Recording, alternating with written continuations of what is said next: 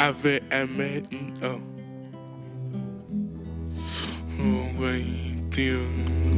Avant de devenir musicienne à temps plein, Isabelle Dozac a travaillé 10 ans comme éducatrice. C'est pour cette raison qu'un de ses proches, dont l'enfant est psychotique, lui a demandé en 2003 si elle ne pouvait pas faire des interventions musicales dans les centres pour handicapés. Sans se prendre pour des thérapeutes, mais étant persuadés que la musique est une gymnastique émotionnelle bénéfique, nous proposions donc d'aller en petite formation, guitare, contrebasse, clarinette, percussion, animer des ateliers où chaque participant s'exprimerait en chantant, criant, dansant ou tapant.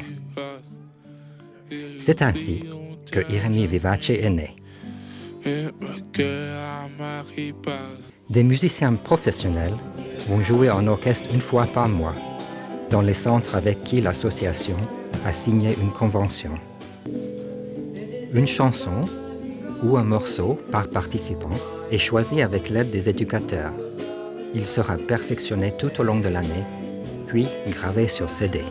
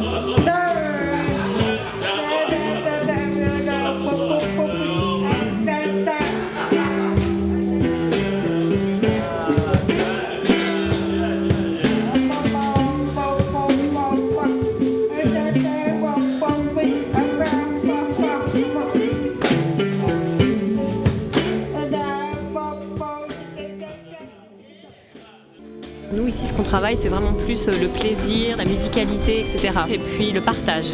Quand il y a les musiciens, il y a un public et on leur demande aussi à eux du coup une certaine attention, s'écouter les uns les autres, de participer aussi si nécessaire, mais ça demande aussi de pouvoir se poser et pas être centré vers soi mais regarder un peu autour de soi, les autres, etc.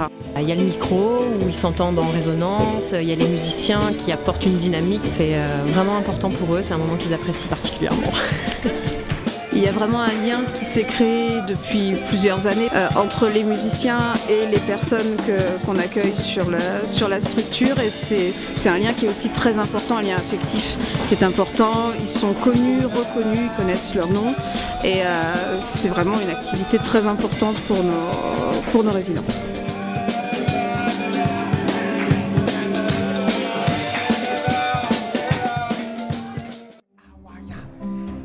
Faut le connaître, que le porte bien.